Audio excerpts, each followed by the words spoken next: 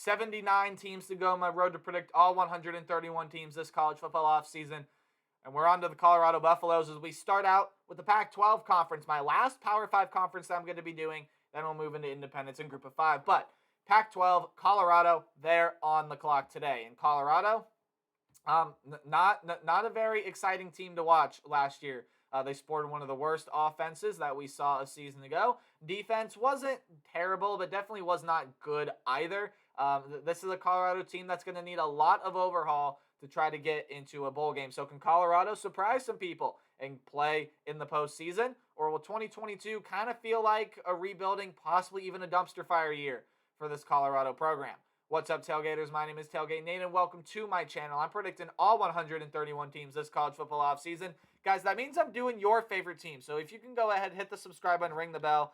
That way you guys will know when your favorite team gets uploaded. And hey, for Colorado fans in this video, I can assure you guys will know this team a lot better than me, but that also goes in general for pretty much every fan base. So if you feel like I missed something, you want to add something, anything of the sort, please leave that in the comment section down below, and I'll be happy to read through with what you guys have to say.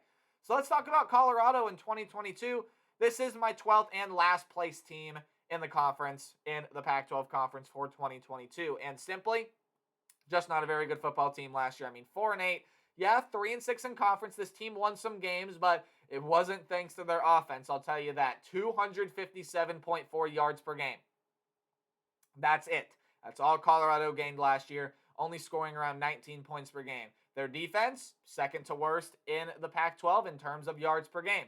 420 yards per game with around 26 points per game allowed by their defense. So the defensive stats, although they were towards the bottom, almost the bottom team in the Pac-12, it definitely was not a horrible defense by national standards, but not a very good defense by all means for this Colorado team.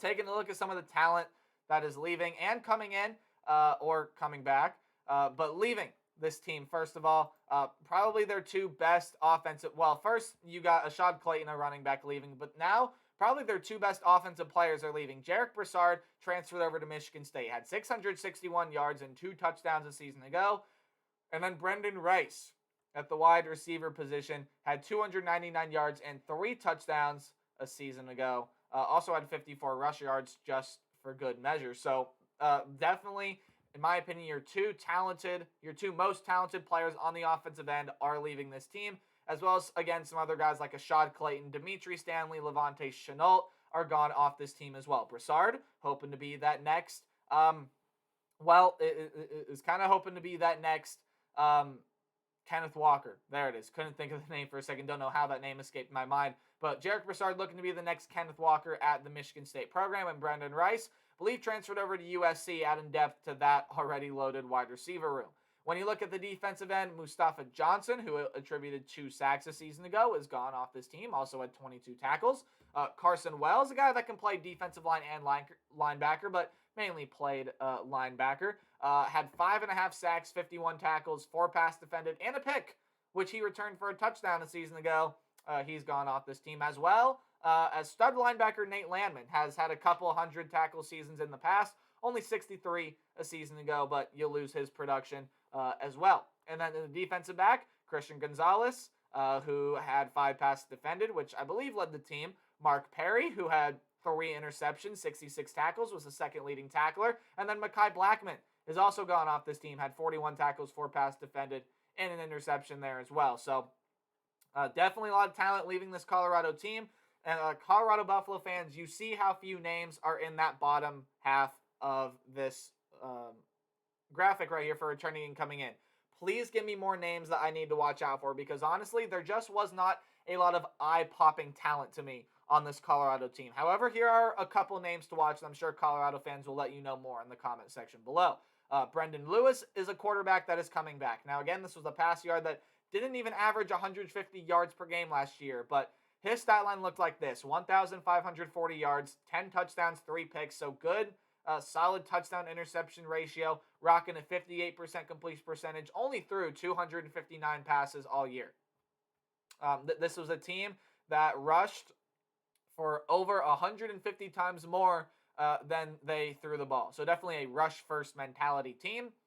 Don't see why that can't continue in 2022 when you have a guy like Alex Fontenot in there as a running back. Also, Deion Smith coming back as well. We're the second and third leading rushers for this team. Alex Fontenot, 326 yards and 5 touchdowns, and Deion Smith, 192 yards and 2 touchdowns a season ago. Also, Brendan Lewis had 188 yards and 2 touchdowns a season ago as well, although rushed the ball 98 times, not even a 2-yard per carry average. They're getting R.J. Sneed, I believe a transfer over from Baylor. Daniel Arias and Brady Russell come back for this pass-catching group. Brady Russell, 307 yards. Sadly, no touchdowns, but was that leading receiver a season ago. On the defensive end, you got guys like Terrence Lane, Naeem Rodman, both guys that I quite like.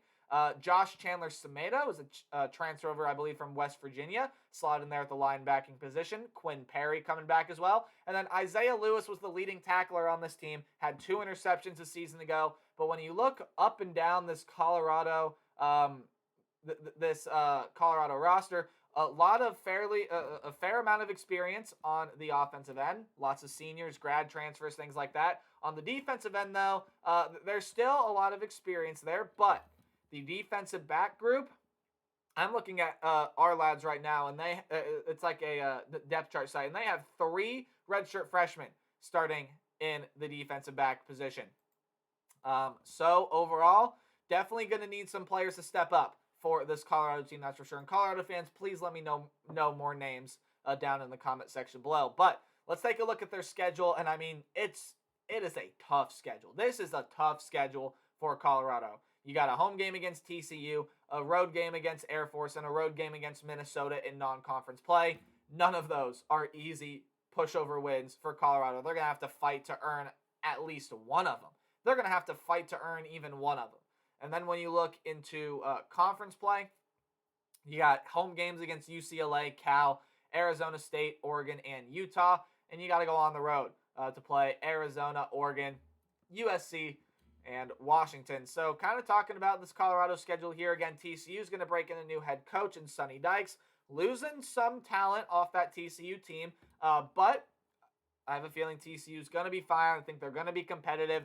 And again, at the end of the day, definitely more talented than this Colorado team. You got to go on the road to play Air Force, another team that is going to fight. And Air Force is a team that is definitely going to put some fight into this team. And it's just a hard game to win. I mean, Air Force is usually a solid opponent. Look at previous seasons. Air Force does not mess around. They're usually a player in a bowl game in the postseason as well. Going on the road, it's going to be another tough one for Colorado. Same thing with that Minnesota game. That's just another plain tough game. I mean, Minnesota's returning a lot of experience coming back. Chris Ottman-Bell, Mo Ibrahim coming back from injury, Tanner Morgan. They're getting old offensive coordinator Soraka back, excuse me. And that's a hard non-conference schedule for the talent that's on this Colorado team. But when you look at the conference schedule, again, it doesn't get easier. UCLA, Oregon, USC, Utah, Oregon State on the road, Washington on the road, even Arizona on the road is not a pushover game. That's an Arizona team that has definitely made some improvements. And Cal, Cal sports are not the greatest in the greatest position right now, but again, still not a pushover game. Arizona State, while they feel like they're in kind of a dumpster fire, still not a pushover game. I mean, Colorado's just got a tough schedule for the talent that is on this team, and there's really no other way to say it. I don't do game-by-game predictions. I do a more percentage-based outlook to help me predict the team's record.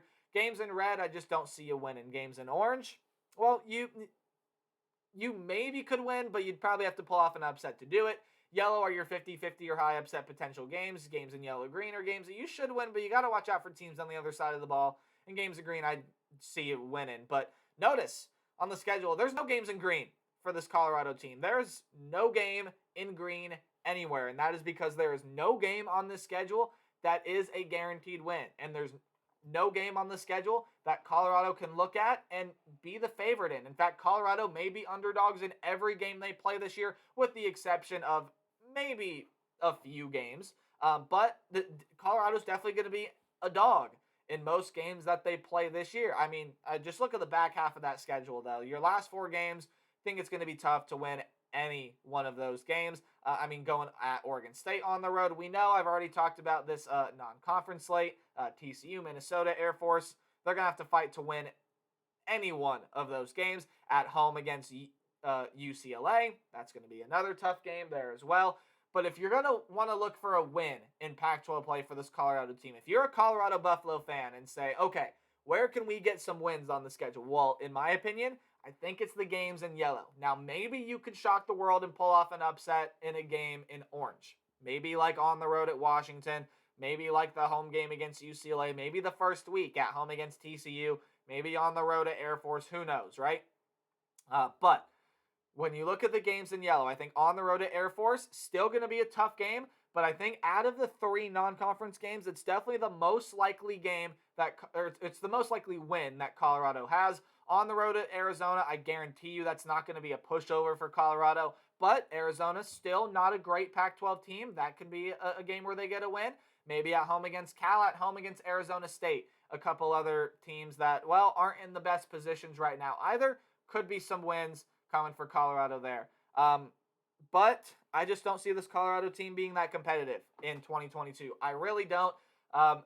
There's just not a lot of eye-popping talent to me. The offense was pretty poor last year, and they didn't really add any piece that makes me think, whoa, this offense is going to get a lot better. Like, you add R.J. Sneed, yeah, that can help boost the passing attack, but I don't think it's going to make the passing attack that much better, right? Especially when you lose a guy as talented as Brendan Rice. I got Colorado going 2-10 in 2022, and honestly, I think 0-12 is a good possibility for this team. Again, there's no guarantee on the schedule, so if Colorado goes 0-12 this year, I definitely think there's going to be a lot of Colorado fans that are going to ask for a little bit of a blow-up. But, I mean, hey, maybe Colorado, there's a lot more talent on this team than I'm seeing. Maybe they can go 5-7, but ultimately, I just don't see Colorado being that great of a program in 2022. And I think they're going to have to fight to get to a bowl game. In fact, I don't even see that as their ceiling. I think Colorado's going to need to go through a couple years, culture change, rebuild, whatever needs to happen. I don't think this Colorado team is going to be very competitive in 2022. So that'll do it for my video on Colorado. I know not what Buffalo fans wanted to hear, but that is my prediction for the Buffaloes in 2022. I think they win one of the out-of-conference games and then win one game in conference, and there are your 2 wins there. So let me know what you guys think about the Buffaloes in the comment section below. Be sure to like and subscribe. Otherwise, and remember to play hard but tailgate harder. I'll see all you guys in the next video. Goodbye.